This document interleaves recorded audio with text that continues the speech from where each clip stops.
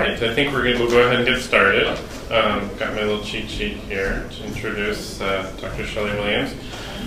Shelly graduated with a double major in genetics and microbiology here at the University of Minnesota. She was then a research scientist in Dr. Catherine Verfai's lab prior to attending medical school at Ross University on the island of Dominica. She ultimately ended up changing paths from internal medicine into laboratory medicine, and our first interactions were through my R25 training grant in cell therapy. She ultimately matched in our residency program, where she has recently completed her CP residency, and she is now our Transfusion Medicine Fellow. Shelly's always impressed me with her desire to learn as much as possible about a given topic. As examples, I have a couple here. She took a special topics in 3D bioprinting graduate course and audited that. Was that, how many years ago was that? Two? Okay. And then fairly recently she wrapped up a certificate program in cell therapies that's sponsored by AABB. She's seen several projects through completion during her R25 experience, residency, and fellowship. In 2016, she was awarded top poster at AABB in Orlando for a poster entitled Clinical Scale Natural Killer Cell Production Under Good Manufacturing Practices. And today she's going to continue her focus on NK cells. She will talk on the life of an NK cell. Shelly.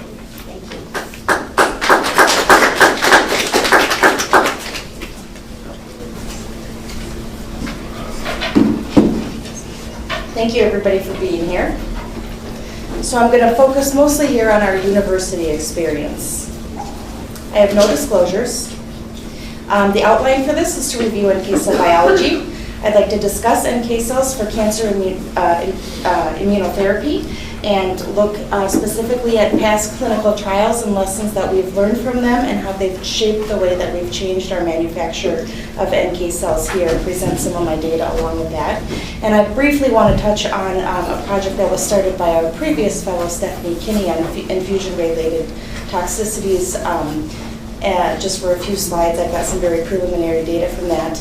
And then explore some new directions for NK cell therapies, looking at our current enrolling trials and new manufacture protocols. So NK cells were first named and characterized in 1975 by these two immunologists. They did this independently. One was Dr. Kissling at the Karolinska Institute in Stockholm, Sweden, and the other one was Dr. Herbermann at the National Cancer Institute.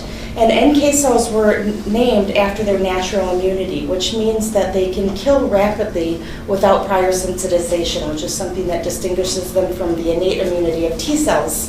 And specifically, they saw that splenic cells from normal mice were cytotoxic against tumor cells, but to try and differentiate this of whether these were cytotoxic T cells or these new NK cells, they looked at this in athymic nude mice, where you can't develop your T cells and they maintain their cytotoxic reactivity. And these cells lacked markers that were characteristic of B and T lymphocytes. And so we've learned a fair amount about NK cell biology since that time, although there's a lot more to learn. These are lymphocytes of the innate immune system. There is a possible subset of memory NK cells that can respond to CMV that's reported in the literature, but this not as much is known about them. And these comprise about 10 to 15% of peripheral blood lymphocytes. And you can identify them by their CD56 surface marker positivity and their lack of CD3. Histologically, they look like large granular lymphocytes. And their role is really in active immunosurveillance and immunomodulation. So they can troll around your circulation and recognize virally infected and transformed cells. And they really have they're really an effector cell with a role in anti-tumor immunity, which is why we can use them in immunotherapies. They are derived from CD34 positive progenitors in the bone marrow, and then as they mature, they lose their CD34 and gain cytotoxicity receptors that regulate their function. And their primary site of development is ultimately not known, but what we do know is that they develop in the bone marrow and can home to secondary lymphoid tissues. And just like in mice, they also develop normally in humans that are athymic, like in DiGeorge syndrome. So there are two functional subsets of NK cells. There's the CD56 dim subset and the CD56 bright subset. The dim subset is cytotoxic NK cells. These comprise about 90% of your circulating NK cells. And they have functions that are very similar to that of T cells, where they can kill cells using the granzyme and perforin to directly lyse cells. They can induce apoptotic pathways. And one of their most potent functions is that they can cross-link their Fc receptors, which is CD16, and participate in antibody-dependent cellular cytotoxicity. And we can use that in immunotherapy trials. And so these tend to be CD56 dim and CD16 bright. The other subset, the CD56 bright, are cells that are mostly in secondary lymphoid tissue. They're highly proliferative and respond to things like IL-2. And then they're cytokine and chemokine factories. They pour out a lot of these, and the most important one being probably interferon gamma. And interferon gamma can actually bridge these to the innate immunity as well and help cytotoxic T cells see their targets. So unlike T cells, these do not require prior sensitization, as we mentioned. They do not depend on antigen processing and presentation by the major histocompatibility process, which is shown in the picture over there at the bottom right. And they do not rearrange antigen-specific T cell receptors or Ig immunoglobulin receptors. So if they can function like a T cell, but they don't do any of these functions, how do they work? So NK cells are studded with a lot of receptors that can sense their environment. So this is a somewhat busy slide, but there are three well-known receptors. One is the KIR immunoglobulin-like receptor. Another is the NKG2 receptors, and then the natural cytotoxicity receptors. And probably the most is known about the KIR receptors, although we still have a long way to go to really learn about these.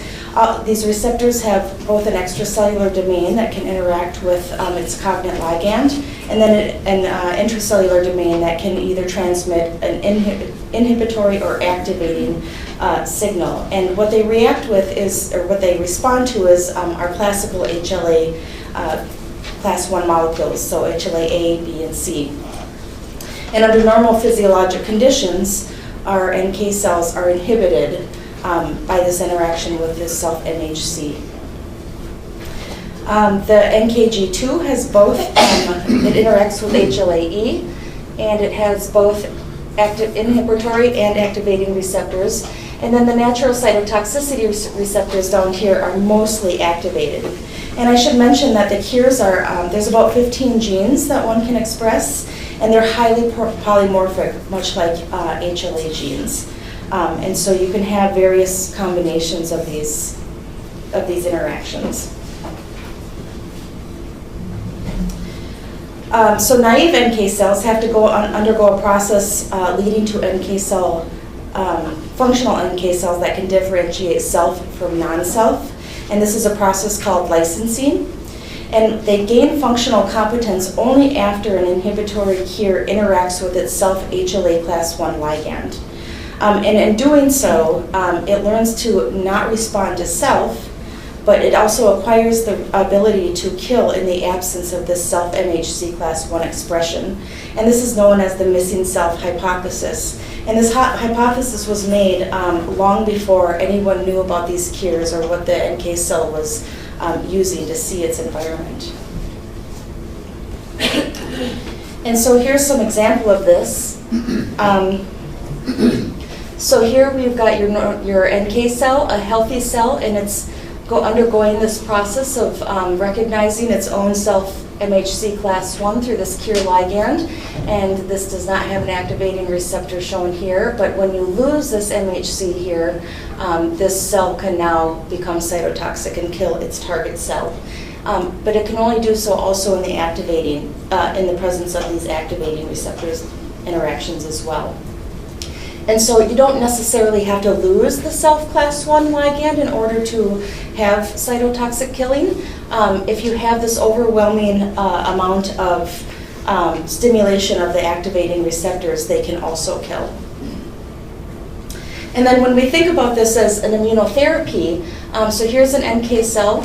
This can be thought of as our own self cells. And so the cure is recognizing the self-HLA, and even if it's got some activating receptor interaction, it's not going to kill because it recognizes this as self.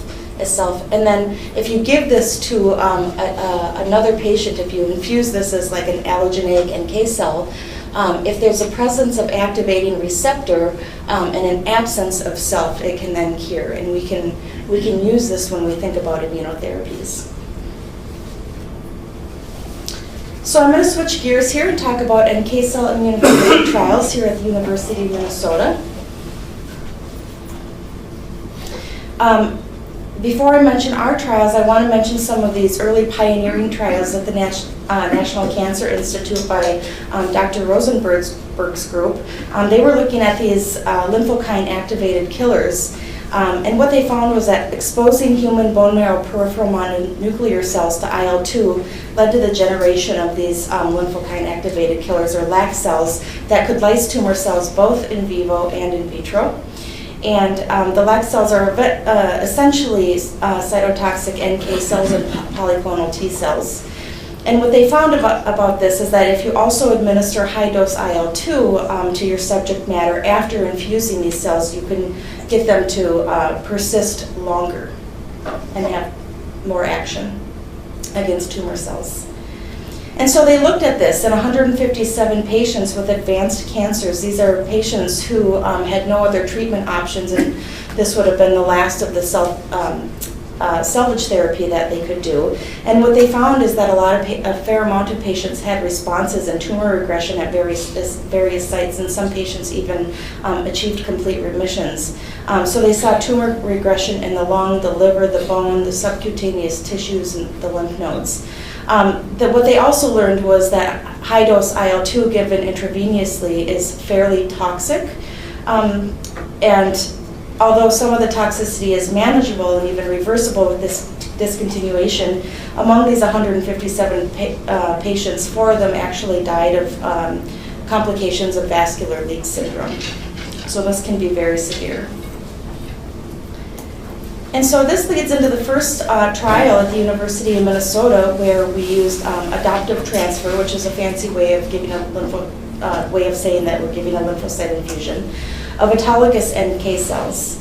And so we looked at this in the setting of minimal residual disease in lymphoma and breast cancer patients who had undergone autologous bone marrow transplant.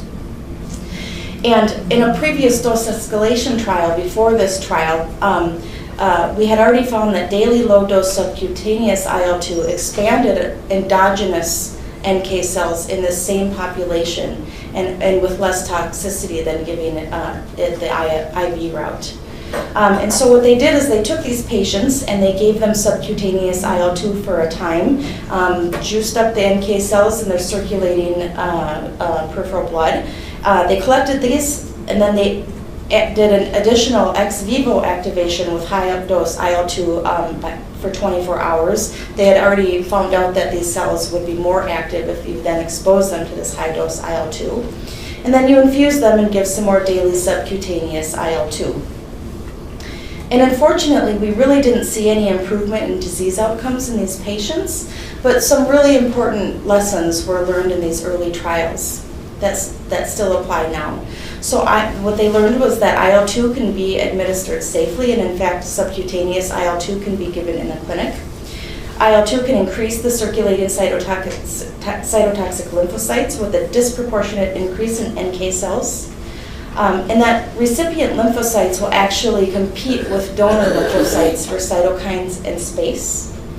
And also that autologous NK cells presumably didn't work in these trials due to inhibition by self-MHC. Around this time, people were learning about these KIR receptors, and more was becoming known. And so this is a very well-known trial from an Italian group who published in Science.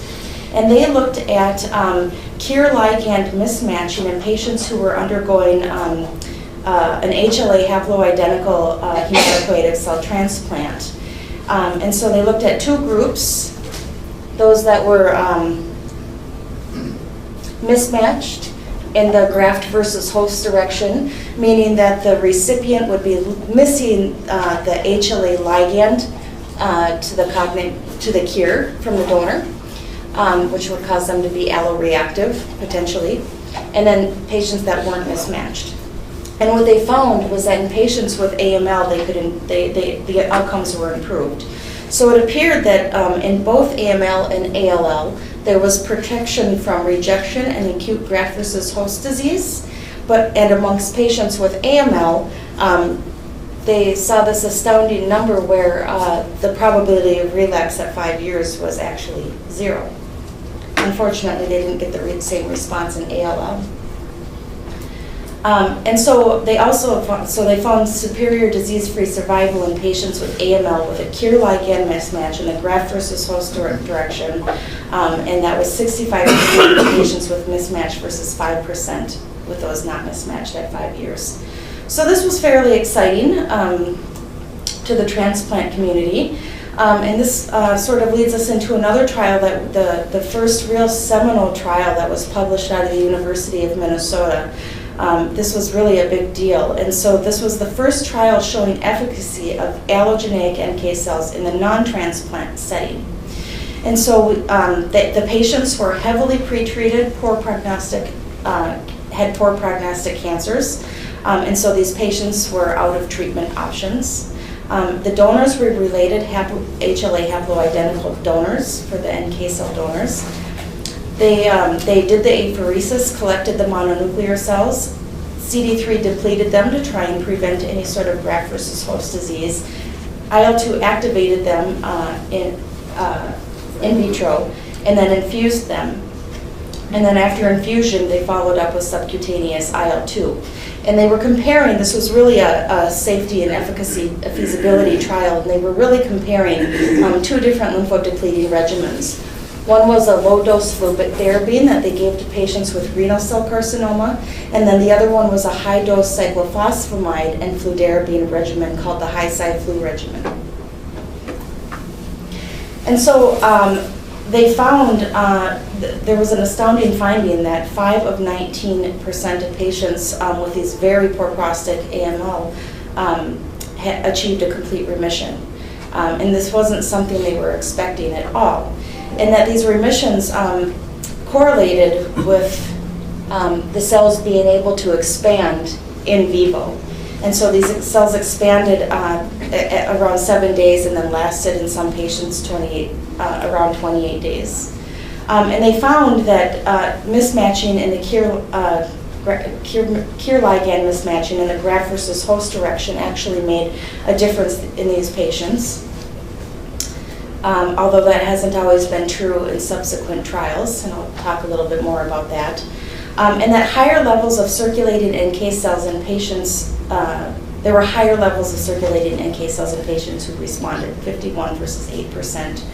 And if you took those NK cells then out of the patient and put them in a cytotoxicity assay against a K562 cell line, which is a cell line that is sensitive to NK cells, they found that the patients who responded had much more active NK cells. They could lyse much better than those in patients that didn't respond.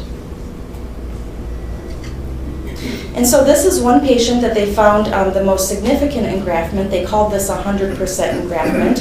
And you can see there's an increase over the 28-day course. This is the donor-specific HLA that they use to identify the NK cells. And they are consistently increasing over this time. And this bottom one shows again that these are donor-specific and they are CD56 positive NK cells, but not CD3 or CD19 positive B or T cells. And at 14 days, they showed that very high, almost all of the circulating lymphocytes were these donor NK cells. And in fact, if you took these out at 14 days, they were very highly cytotoxic again against this K562 cell line.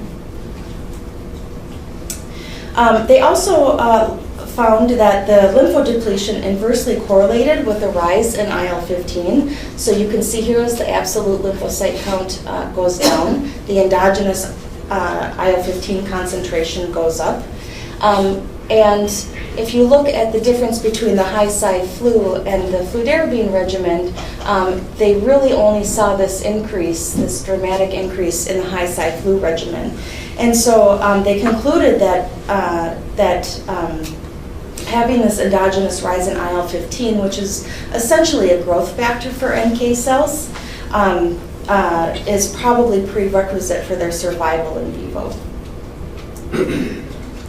So the conclusion was that only patients receiving this high-Cy/Flu regimen resulted in a marked rise in endogenous IL-15, expansion of the donor NK cells, and induction of complete remission in 5 of 19 patients with poor prognosis AML. Most of the toxicity came from the subcutaneous IL-2. There were no NK cell infusion reactions. They did not see any GVHD, which was important in these early trials. They did not know whether NK cells themselves could cause GVHD or whether it could be caused by T cells that were getting infused along with the NK cells, even though there's a CD3 depletion. I'll show you when we get to some of the cell processing that there's still a pretty decent load of T cells that come with these products. And they also learned that this is not curative therapy. Eventually, patients succumb to the disease unless they can use this as a bridge to transplant, which could potentially then be curative. So this was also looked at in a small pilot study in patients with non-Hodgkin's lymphoma that was resistant to rituximab-containing salvage therapy. And there were only 6 patients in this small study, and they looked at the same high-Cy/Flu regimen with giving rituximab as part of the preconditioning. Then they gave the allogeneic NK cells. Again, these are CD3 depleted and IL-2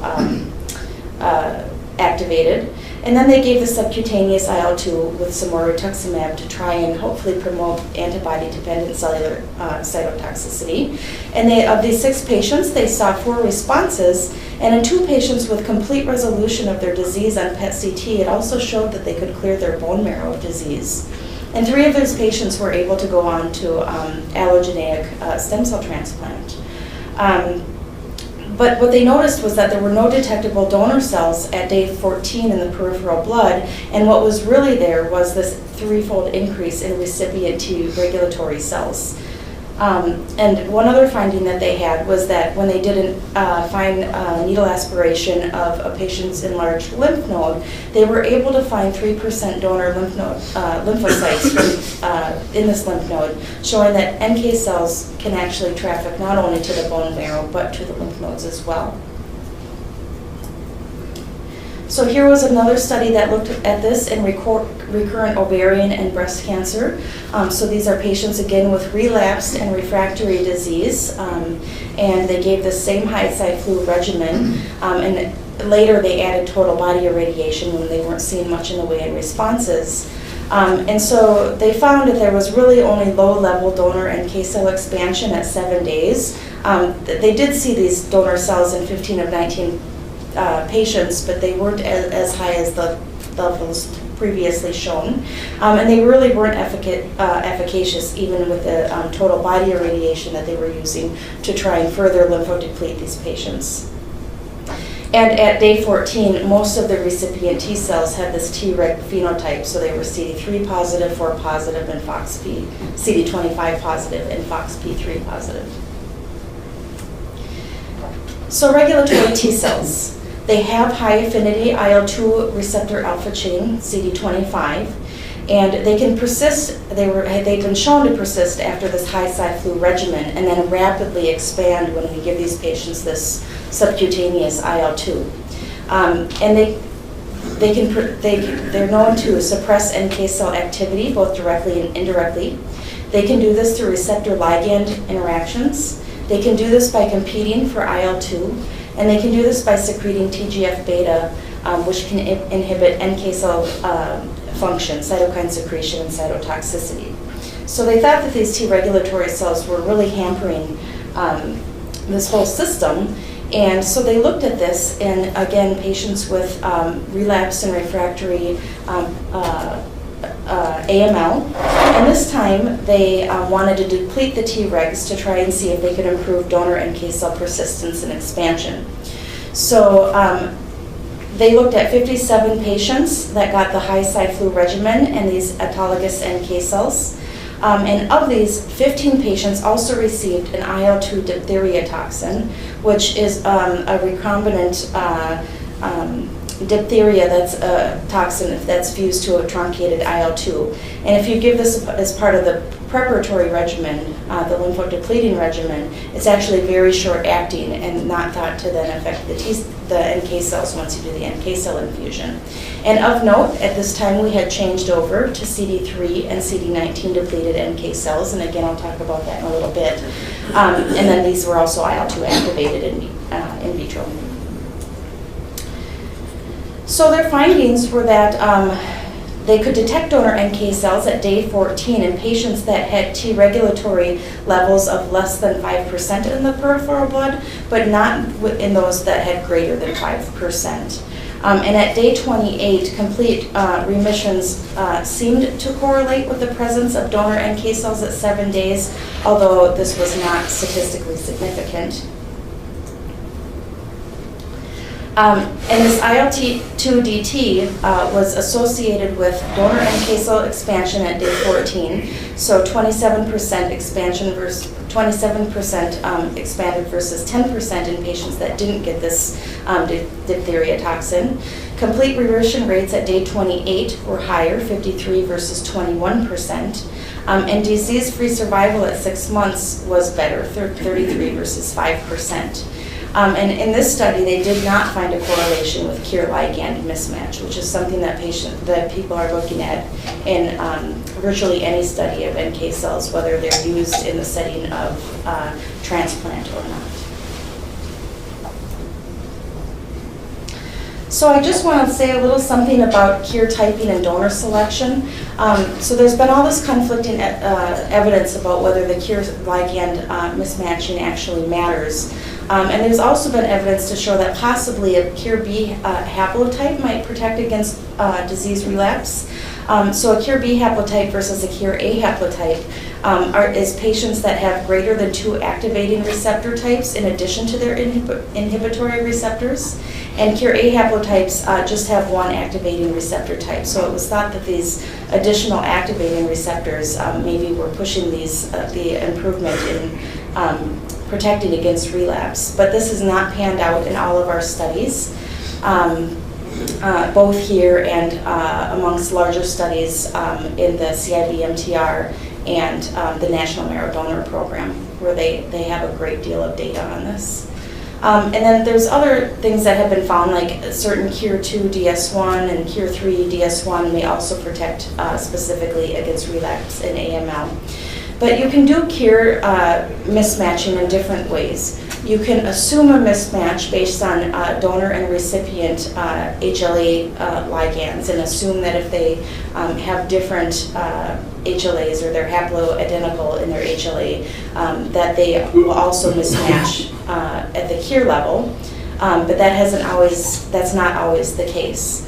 And so you can do genotyping to look at these KIR-A and KIR-B genotypes. You can do things at the phenotyping level. There appears to be heterogeneity in gene expression amongst normal donors. And you can do this high resolution of allele typing, where different alleles can have different functional properties. And so, for example, KIR3DL1 is expressed but not on the surface of NK cells, and so it really can't participate in NK cell licensing. So I think we have a long way to go in learning about these KIRs and the best way to type for them, and to try and optimize matching between the donor and the recipient. You can also look at CD16 polymorphisms, particularly in the setting with different monoclonal antibodies, to try and get better antibody-dependent cytotoxicity. So I'm going to switch gears here and talk about NK cell manufacture at the University of Minnesota. I think it helps to know about some of those background trials and to understand what we do here. This is the Molecular and Cellular Therapeutics building on the St. Paul campus on a beautiful summer day. And one thing to know about NK cell manufacture is that it is not at all standardized amongst institutions. Within institutions, places like us have standardized their own methods, but there's differences in sources of the NK cells. You can look at peripheral blood, umbilical cord blood, embryonic cells, induced pluripotent cells, or an NK92 cell line. There's different ways of manufacture. You can do selections of depletions to get rid of or select for certain cell types. You can do ex vivo cytokine activation or use cytokines to induce these so-called memory-like NK cells. You can do culture expansions with different cytokines or radiated feeder cells or bioreactors. And you can genetically modify them, so there's CAR NKs, or you can even modify the feeder cells so that they express receptors that will interact better and stimulate the NK cell expansion better. And we don't know the best way of doing this, and maybe it will depend on what application that you're using the cells for, but this is something where it would be nice if we could move to standardization, because even amongst different haploidentical donors, every cell therapy product you give is very different. And a lot of people are looking at going to these off-the-shelf products, much like they are in T cells. So how do we process these? So patients go through an apheresis procedure. They are not mobilized because we are not selecting for CD34 positive stem cells, so we don't mobilize them.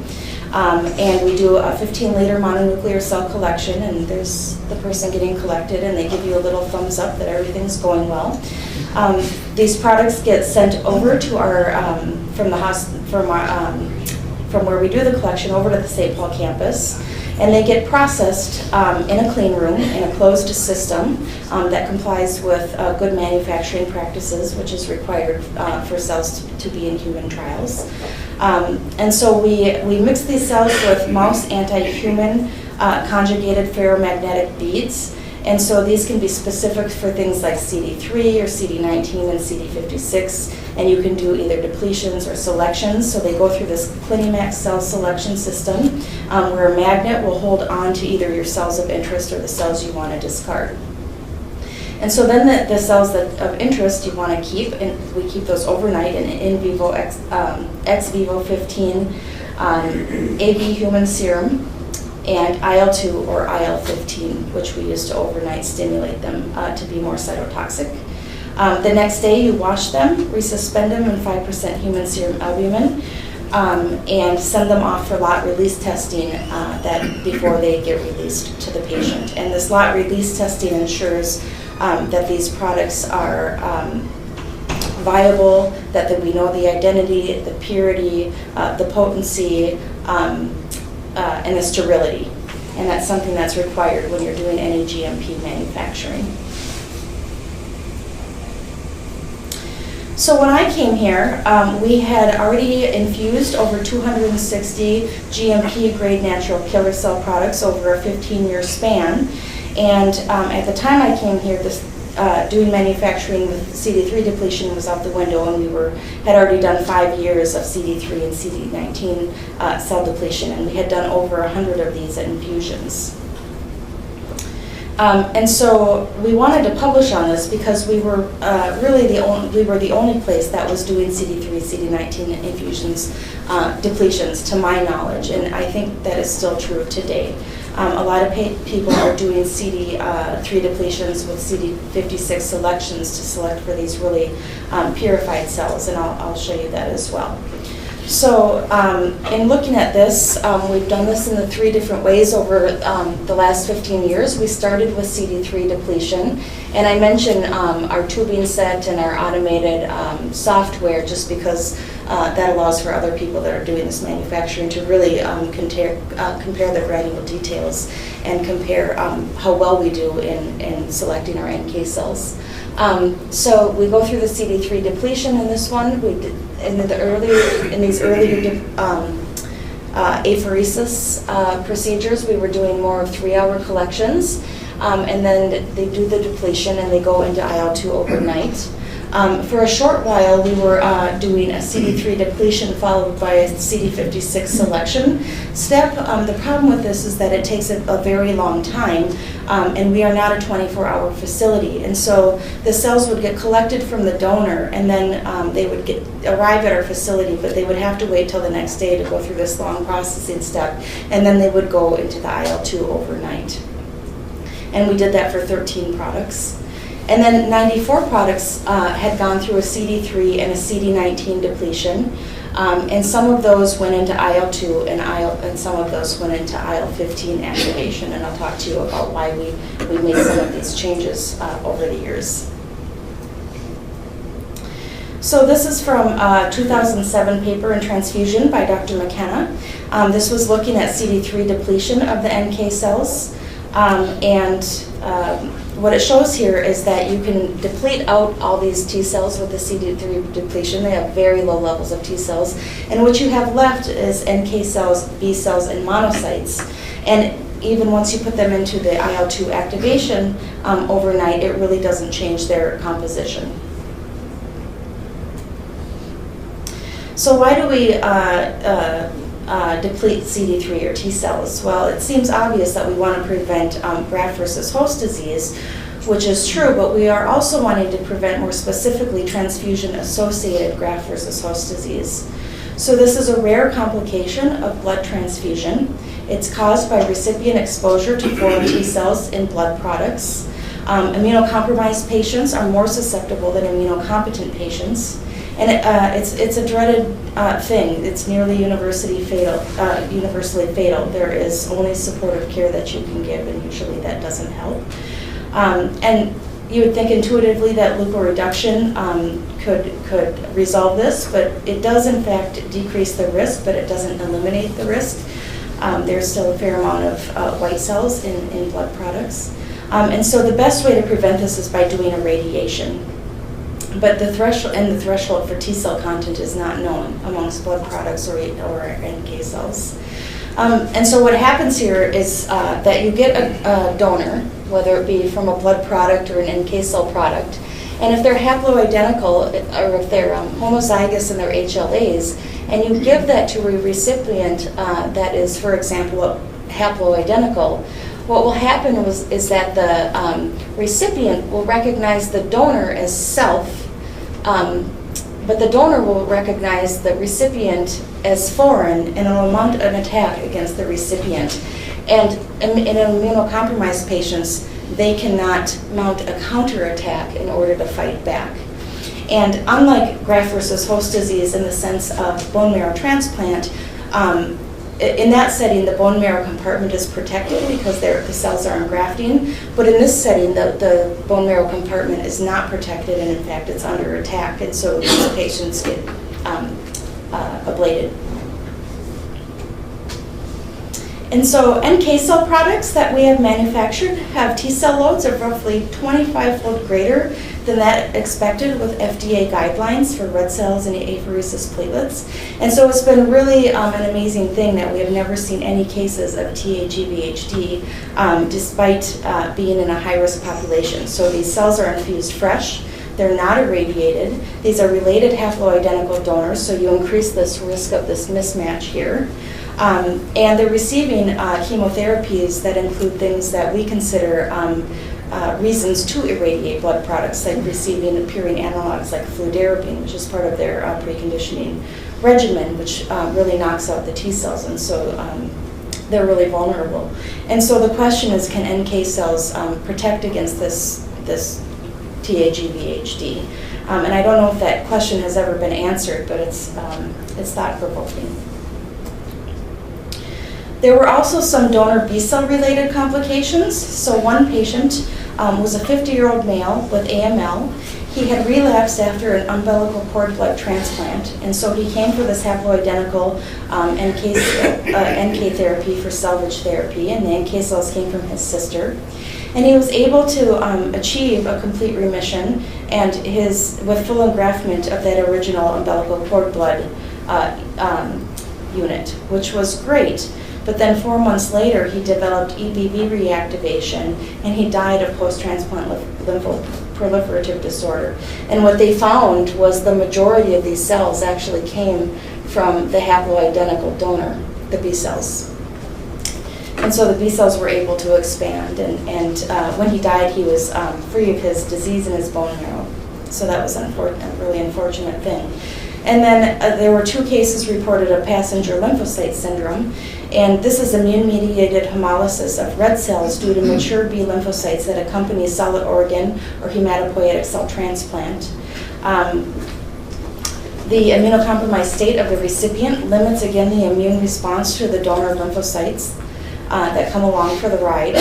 And fortunately, there's a finite population of these mature B cells that come with a solid organ transplant, for example, so they don't really engraft, they cease to proliferate eventually. And the hemolysis only stops when the recipient red cells are lysed and eventually disappear from circulation. So you can really support these patients with antigen-negative blood or give them other things like IVIG or rituximab or steroids, but we don't actually know how that would affect the NK cells. So the hope is to avoid giving those things, especially steroids. And this can happen in settings where you've got, for example, an O donor, an O NK cell donor, an A or B recipient, and these O donors have B cells in them that can then make anti-A and anti-B and cause this hemolysis. So they saw 2 cases of this. The patients did recover from it, but they eventually died of their disease. And for time, I'm going to skip one of the cases. They're relatively straightforward. So then we began doing this higher level enrichment for NK cells, where we did the CD3 depletion and then the CD56 selection, and we got over 90% purity of the NK cell products. And we only did 13 of these because they didn't show any remissions in the same AML population that we were seeing remissions with the CD3 depletions. And so for a time we went back to just using CD3 depleted NK cells until we found a method to do CD3 and CD19 depletions to get rid of the B and T cells. And compared to the previous 2 methods of CD3 depletion or the CD56 selection process, what you get here is a mixture of about 50-50 of monocytes and NK cells. And monocytes are often used as feeder cells to expand NK cells, so we're not sure if this, this interaction between these cells can help the NK cells in any way or not, or if the monocytes can actually cause more infusion-related toxicities. And so we looked at comparative studies of these 3 products, what we found was the real problem is that once you go through the apheresis processing and the column depletion, the CD3 depleted cells and CD319 are essentially similar, but you really lose a lot of cells in the CD56 selection. So there's something about going through this 2-step processing and going through that column twice where you really lose a lot of these cells. And presumably that may have been why they weren't as effective. We just weren't getting high enough doses, although nobody knows what the appropriate NK cell dose really is. And the other thing that this shows is that we got the most amount of NK cells around the CD3, CD19 depletion, but I caution you in looking at this because over time we actually allowed greater numbers of total NK cell or total nucleated cells to be infused in patients as we learned that there weren't dose-related toxicities. And so this increase is in part due to the fact that we were just allowing more cells to be infused. So in that trial looking at the IL-2 diphtheria toxin, they had actually looked at 3 cohorts. And so in the patients that received the diphtheria toxin, these were actually the CD3, CD19 depletions. And they had the highest NK cell doses because of what the previous table that I just showed you, compared to patients that got the CD56 selection or the CD3 depletion alone. And so one might wonder if maybe some of this improved response using the IL-2 diphtheria toxin could potentially be related just to these higher NK cell doses or something about the presence of monocytes. here's a cytotoxicity assay that we do. We compare these amongst the different methods. You can't really directly compare these because they were done in very different time periods, and then the CD56 selected cells sat overnight, whereas the other ones didn't prior to their processing. And so you can't really compare them to each other, but what you can say is that from unstimulated, like before they get their cytokine incubation, they're less cytotoxic, and then that improves after you incubate them overnight in cytokine. And the same with the CD3 and 19 depleted cells, whether they're in IL-2 or IL-15, you get this improvement in cytotoxicity by doing this overnight incubation. The other thing we looked at was receptor profiles. This really just showed that the receptors didn't change much through our processing. These still were the majority of them were these CD56 dim, CD16 positive cytotoxic T cells, and that most of them have some inhibitory KIR ligands that would allow them then to be alloreactive. And what we found comparing IL-2 versus IL-15 in these CD3 and 19 depleted cells was that in our processing there was no difference in NK cell purity, viability, immunophenotype, or in vitro cytotoxicity. So they looked fairly comparable. And the reason we started doing the IL-15 activation was because we were doing this in support of patients that they were then going to move to giving IL-15 IV or subcutaneously to support these cells once the patients got their NK cell infusion. And that in part is because IL-2 diphtheria toxin was actually removed from the market. The manufacturing company has stopped making that, and so we can no longer work with it. And so we've been looking at IL-15 because that will selectively activate NK cells, but it really doesn't expand the T regulatory cells in vivo. And so a trial just recently came out on this, and what they found is that they got these decent amount of complete remissions that are higher than the CD3 depleted IL-2 activated cells, 32 and 40%, based on whether you gave IV or subcutaneous IL-15 to support these cells in vivo. The problem with the subcutaneous IL-15 was that it caused cytokine release syndrome, plus or minus some neurologic toxicity in about 50% of the patients. And unlike what we see in CAR T cells, where the cytokine release syndrome can actually correlate with the efficacy of the immunotherapy, that was not seen in this study. So this looked more like just a toxicity. I'll briefly mention that I've been doing this, some work with Stephanie Kinney. So she started this trial on NK cell infusions when she was here as a fellow.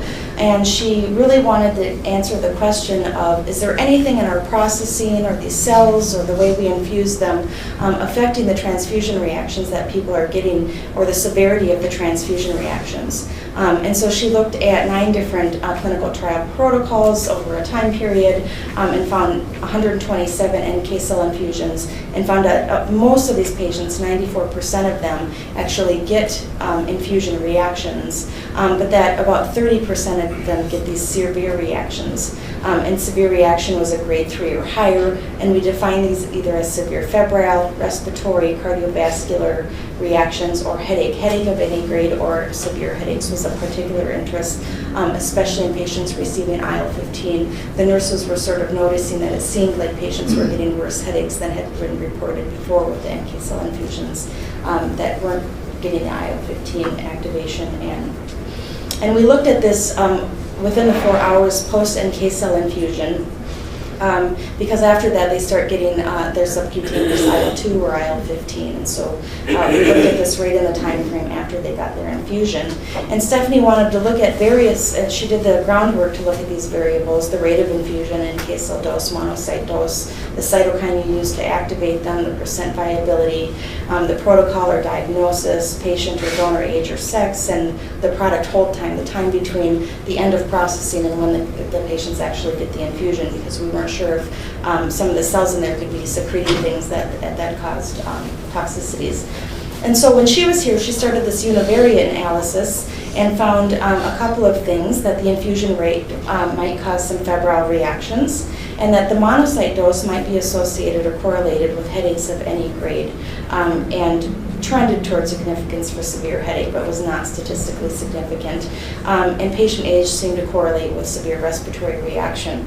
But we have so many variables that you can find things by chance, and so what I'm trying to do right now is put this in a multivariate analysis, a logistic regression, to try and sort out what's real and what's not real, or what are actual correlations. And what's kind of interesting is when it comes to the monocyte dose, we found the same thing, that these patients are getting headaches of any grade, so that for each 10 million increase in cell dosage of the, I put NK cells there, I meant monocytes, of monocytes that we give, the odds ratio is 2.1 for risk.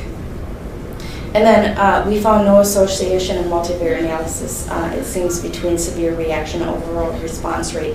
But admittedly, I just got this data back last week, and so I didn't put it in here because I haven't really had a chance to look at it all that closely and really analyze it before we take this to publication. So lastly, I want to just talk briefly about some new directions for NK cell immunotherapy. This will just be an aerial view, and I kind of want to zip through this because we're running out of time, but we're doing some new things, and particularly with industry supporting some of these trials. So there's nicotinamide expanded NK cells.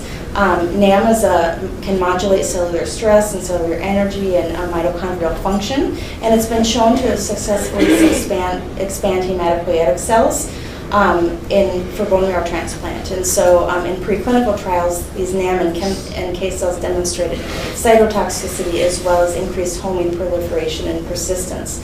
And so we are now, we've now scaled this up to do these trials. And so you take these same haploidentical donors, you CD3 deplete them, you give them this mixture of IL-15 and NAM and do a co-culture for 14 days, and it yields NK cells greater than 98% with less than 0.5% T cells. I'm not going to go through this. This is the regimen that the patient gets. Essentially, they get 2 of these infusions after going through lymphodepletion. This is in patients with relapsed and refractory myeloma or CD-positive 20 non-Hodgkin's lymphoma. And then they also give them elotuzumab or rituximab, depending on their diagnosis, to try and synergize with this therapy and hit on the antibody-dependent cytotoxicity. And we really don't have a lot of results yet from this. This is very early work. There's also an FT500 NK cell product. This is a universal off-the-shelf product that's derived from this iPS cell line. And this really creates a homogeneous population of NK cells that's well-defined and displays potent activity, including the ability to synergize with T cells. And so this can bridge the innate and adaptive immunity when you're giving these products. And it has the potential to overcome some of the mechanisms of immune checkpoint inhibitor resistance. And these cells can actually be cryopreserved, unlike the NK cells that I've described in our early trials. We don't cryopreserve them because they don't maintain their viability. We have not figured out a way to cryopreserve our fresh NK cells yet. And so these can be available for repeat dosing because you can freeze them. And again, I don't have any early data on those. The other one is the Fate NK100 cells.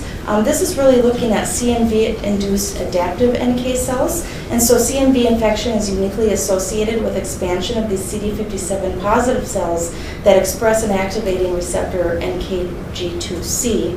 And so in vivo expanded cells with CD57 and NKG2C can persist for 1 year and are associated with reduced leukemia relapse in the hematopoietic cell transplant setting.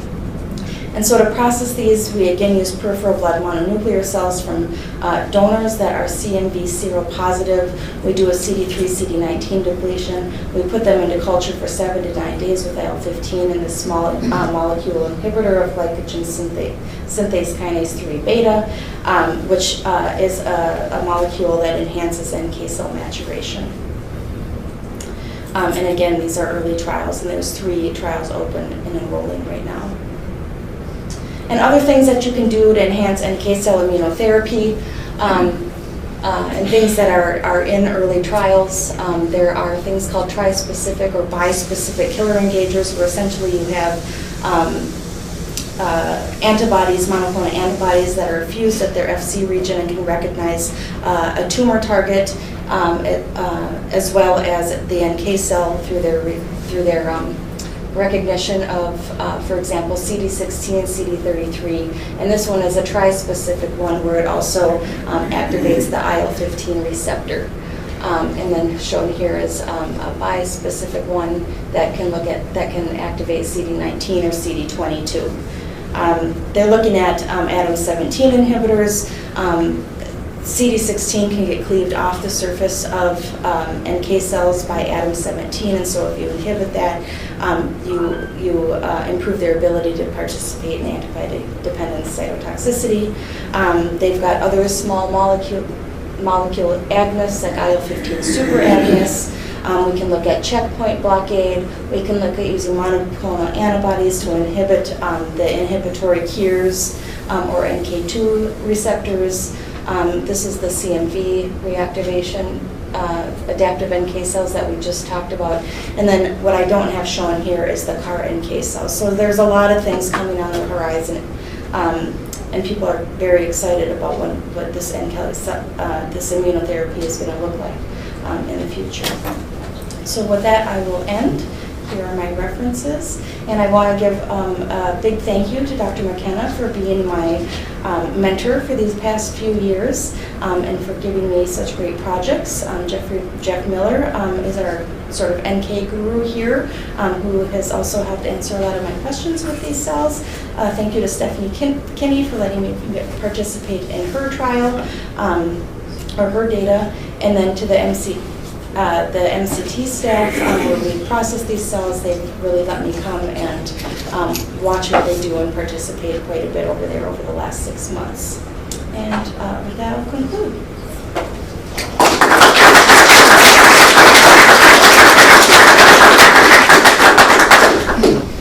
Yes? I have 2 questions. The first one's about that off-the-shelf product, and what do we think about the specificity? Is there going to be some way to screen patients for whether that combination of NK receptors is going to be effective in that patient or not? Yeah, I mean, I think that would be part of the goal. You have to know if they're effective and why they're effective. And so I'm not sure how these trials are set up just yet and what they're looking at, but yes.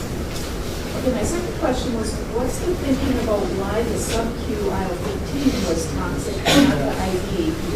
And what's the experience with the superagonist and how's that going to be given? So I'm not sure about the IL-2 or the IL-15 given subcutaneously or IV. I'm not sure that that's been totally worked out. And I think they're going to look at more trials with these to try and figure out which one is going to be best to use, which one might be more efficacious. And I honestly don't know as much about the IL-15 superagonist. It has a way of activating that IL-15 receptor. So for NK cells, IL-15 activation happens through both monocytes and dendritic cells. So dendritic cells and monocytes transpresent IL-15 to natural killer cells and T cells. And so this molecule sort of mimics that. Yes? I have a question regarding that off-the-shelf product as well. So there are several papers that have shown that in a cryopreserved NK cells, they lose their cytotoxic effect. So, I mean, and this product seems to be made from iPSC cells, and so are they really NK cells? Are they NK cell-like cells that retain that cytotoxicity after cryopreservation? Or alternatively, how are they cryopreserving these cells so that they maintain the cytotoxicity? That's a good question. I can't answer that. I mean, they look like NK cells classically the way we would define them, like primary NK cells even. It's like, I think, a 44-day process from start to finish. you're going from IPS to CD34 differentiation, from CD34 to NK cell differentiation. What was the other part of your question? I'm just curious how freezing. they're maintaining their cytotoxicity. Yeah, they do a lot of that on their end. So, and sometimes they selectively share. So I would be interested to see what types of studies they've done for that too. I think they were, at least for a short while, and I don't know if Allison Hubble happened to join us, but they were working with her for quite a bit on kind of the optimal cryopreservation.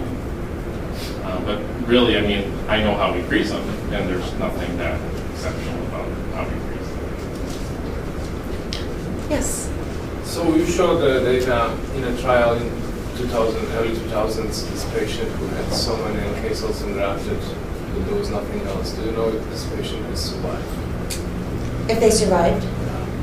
No, that is the same patient that developed the post-transplant lymphoproliferative disorder, so they did not survive.